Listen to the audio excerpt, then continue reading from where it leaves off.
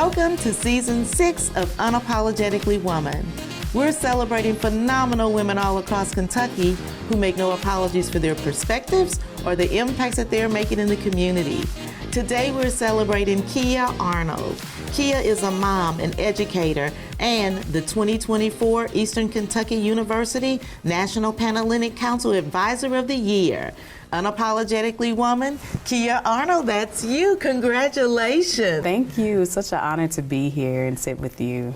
So we're going to have a great conversation today. Tell me all about the pageant life. Yes, so I was a pageant mom. I feel like I'm retired now. My daughter introduced me to pageants when she was 8 months old, so she competed from 8 until she was 2 years old. And then her pageant director for one of the systems that she was in was like, oh, you should participate in a pageant. So that was like, it was technically my second time, but it was my first time taking it seriously. And I had a lot of fun, got to do something that was outside of my comfort zone. And I even came home with a couple of awards.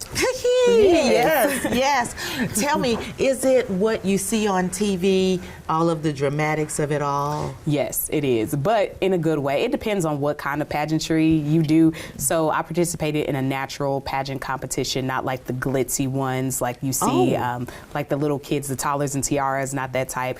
But it is very intense, and there's people that have been training and competing for several years, and I was fresh. So I had only had like 2 weeks of training, and I didn't place very high, but overall I got an award for my speaking. So I did a speech, and then I also did an essay, and so I won in those categories. So I loved it because you can play to your strengths. You can do things that are representative of you, and that was a really great time. Is it a confidence builder too? Yes, definitely a confidence builder because it was around people that I wouldn't have otherwise been around. Mm-hmm. I don't really consider myself a true pageant mom, like having all of the pins and the sewing machine and now all the things on the side so that you can fix the garments and then, just hyping them up on the stage. Mm-hmm. So I'm not really like that. But a lot of those parents, they're very much into it. They live for it. They compete in every single thing.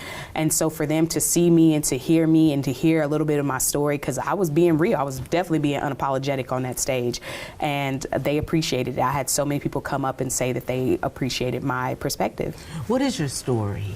So I have a complicated story, but I will say that I was a teen mom. So I had my oldest child, my son, at 15 years old. I was a freshman going into my sophomore year of high school. And from there, it was just me and him for a while, for 17 and a half years until my daughter came along. And having that experience, being a teen mom in high school, trying to navigate motherhood, but also still be a kid, and then also going to college and trying to navigate that. And so I had some really great resources to help me out and some awesome opportunities, and that just helped shape who I am today. And so when you look back on it and you talk about navigating, having a baby and being in high school, what does that look like? So it was hard, especially that first semester. So I had my son in the summertime, so I'm coming in like 2 weeks later, starting school. And I was falling asleep in my first period class. I had to actually retake that later on. I had to retake that class later on because I failed it. I mean, waking up in the middle of the night several times trying to feed a baby and then trying to pay attention in my honors English class, like that just was not working out. And then also trying to balance friend relationships. Like I want to go out and hang and party and stuff, but I got a child to take care of. And then now I'm also trying to figure out how to date and all these other things because me and my son's father, we didn't work out. And so how do you navigate those situations, especially with other guys that do not have kids? So it was a lot that I dealt with during that time, but what I do remember the most is people just encouraging me and saying how proud they were of me that I continued to keep going and that I didn't let anything really stop me. Things didn't happen exactly as I wanted them to, but I was still able to graduate on time, go to college and finish in 4 years, move to a whole nother state with my child, come back, do a whole bunch of amazing things and still having these children in tow. So definitely blessed to have had that experience and to be able to share some of those things to other young people that might have experienced that as well. And so your son, is he in college or is he getting ready to go to college? He is in college, about to graduate actually. A year. Woo! Yes, he is graduating a year early. He's graduating debt-free, and he's also graduating from my alma mater, Eastern Kentucky University, where it seems like he kind of followed in my footsteps a little bit. So I got involved in Greek life down there. He's involved in Greek life. And so you're a member of Delta Sigma Theta Sorority Incorporated. Yes, Incorporated. And my son is a member of Omega Psi Phi Fraternity Incorporated. And he also plays on the rugby team. So I'm involved in a lot of things. He's involved in a lot, and commuting back and forth to Lexington, doing awesome work in this city. And I'm just really proud of him, and just really excited to see where he ends up next. I can't believe you have such a big gap in the age of children. What's that like? It's interesting having a 20-year-old and then a 3-year-old. It's completely different, even though when they're together they act like they're the same age. But it's really interesting because the things that I dealt with my son, I'm able to implement some of those and do things a little bit better with my daughter, because there's no manual on being a parent, and especially being so young, there were things I did not do right. So I'm able to kind of redo some things and be more intentional with my daughter, and it just helps to have like this playbook with my son, seeing how I've seen the toddler to the adolescent to the teen to the young adult, and so now I'm kind of like, okay, I should expect this. But it's really great to have that opportunity. My daughter's my little bestie. She's my little fashionista. Definitely a diva. So it's Imagine that. Yeah. Imagine that. Yeah. So it's really fun to have those two, and it makes for interesting conversation. People are like, wait a minute. I know. I was like, don't let that happen to me. Yeah.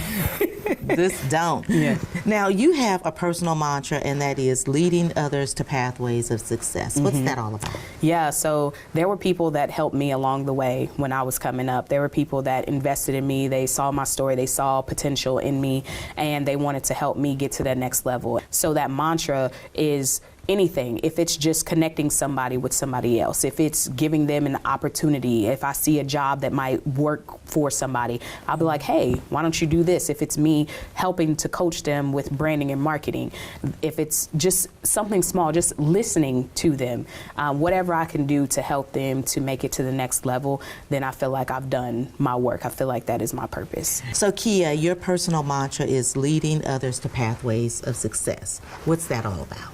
Yeah, so that is something that I hold dear to me, because people invested in me. People helped me out along the ways. They saw potential in me, and that is my way of giving back. So if it's referring somebody for a job, if it's helping them out with a certain situation, if it's being a listening ear, then I want to do all I can to try to help them to reach the next level of success on their journey. Not necessarily to take them all the way across the finish line, because I love using track analogies, but even if it's just passing the baton for the next leg of the race, then I feel like I have done my mission, and I feel like that is part of my purpose.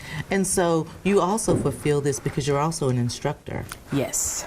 Yes, so it's been a really interesting career life for me, because I've done everything from working in TV to teaching, and it seems like I keep falling back on the teaching aspect of it.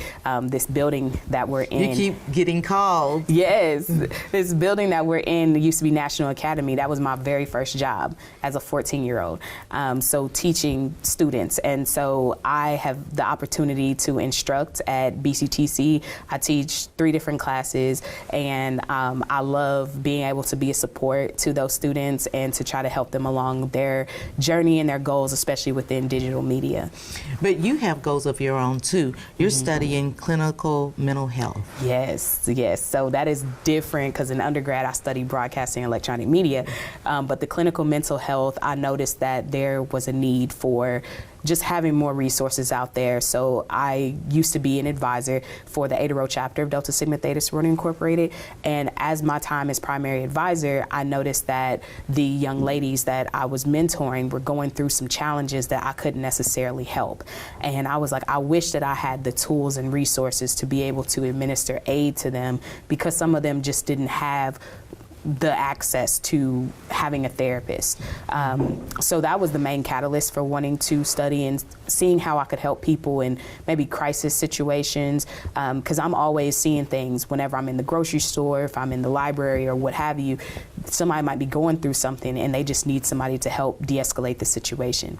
So I wanted to go back to school to learn how to do that and use those tools. That's really important, because in 2020 with COVID and all of the things, the need for mental health resources also rose to the top, and there stopped being such a stigma related around going to receive services. If you break your arm, you're going to go to the doctor, right? And get that fixed. And so we might as well take care of our mental health and wellness at the same time. Yes, exactly. And I'm grateful to be studying it. It is a lot. It's definitely a lot. Especially, this is my third attempt at a master's degree. So.